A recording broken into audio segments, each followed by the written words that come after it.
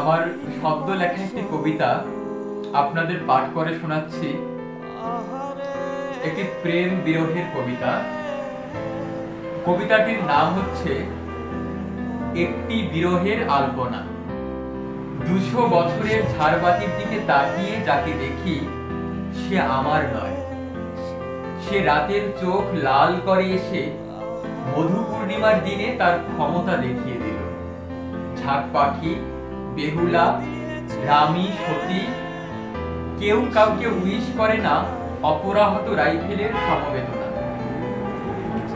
নিরুপায় দাঁড়িয়ে আছে, রোগা পটকা লাইলন বেহুদা ঝুলে আছে।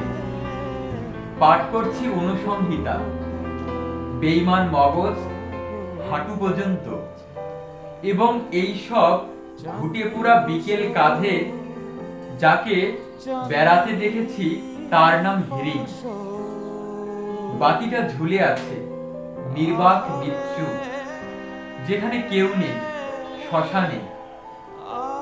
বিবর্ণ রাতের ঠোঁটে চুমু এঁকে অশীত বর্ণ শরীরের শীতে ফুটা সারা শহরের মুখে পড়ে আছে।